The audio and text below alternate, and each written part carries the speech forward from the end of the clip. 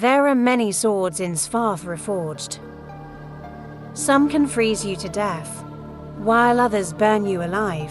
But the main question always is, what's the strongest sword in reforged? Let's not waste our time here. The weakest sword in reforged is the wooden sword.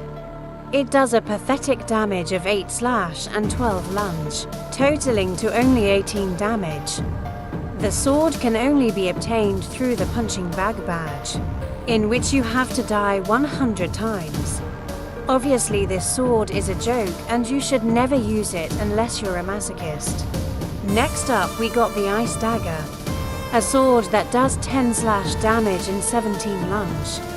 But the unique thing about the sword is that it takes 3 seconds to charge before being able to insta-shot anybody except for a player holding the firebrand.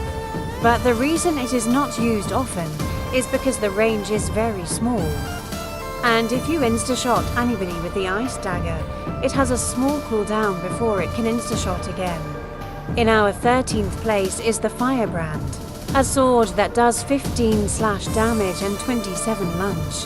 Holding the sword makes you immune to Ice Dagger's one-shot ability, and it has big range, but because its damage is so low, nobody uses them except for countering the Ice Dagger. Next up on our list is the Dark Heart, which does 16 slash and 32 lunge damage.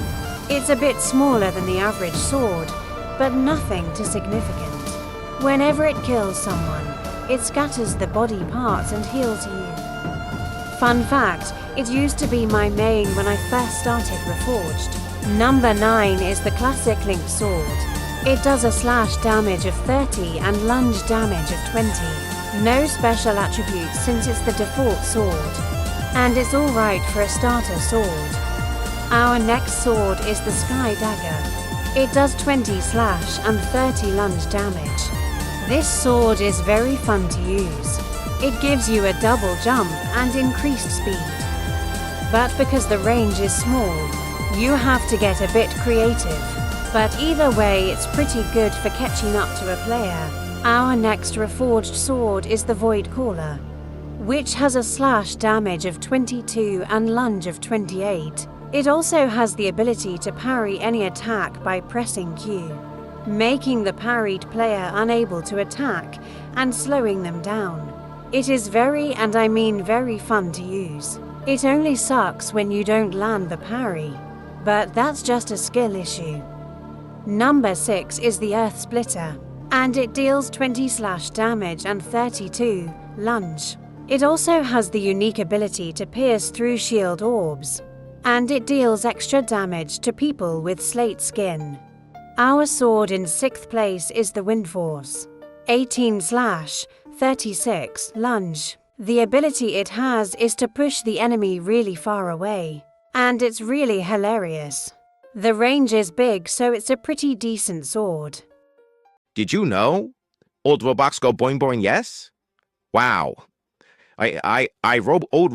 Old Roblox, yes. In 5th place is the Ancient Illumina, 20 slash, 40 lunge.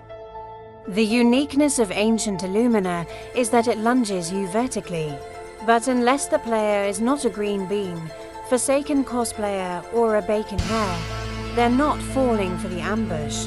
In 4th place we have the Illumina, which also deals 20 slash and 40 lunge damage. The Illumina lunges you both vertically and horizontally after a lunge, which can be a bit annoying during normal battles, especially if you accidentally jump. And that is why many people use the sword to perform a trick called Illumina Flying. I'll talk more in details in another video, but it basically makes the player fly really fast. In 3rd place we have the Hyacinth, 40 slash 20 for lunge. The sword gives you a force field whenever you kill somebody. But do note that the force field can be ignored by the Earth Splitter. 2nd place is the Venom Shank, 10 slash 20 lunge. But the reason it's so powerful is because it does a poison damage of 40, totaling it to over 70 damage. And finally, in the first places, the Ghost Walker, specifically the max level one, which does over 70 damage and makes you invisible. And so I told you the weakest and strongest sword. But which one is truly better? Well, it depends. If you're trying to killstreak, then I recommend the Ghost Walker, since it does a lot of damage and it makes you invisible. If you want a sword to use when you're bored, use the Sky Dagger, Wind Force or Void Caller.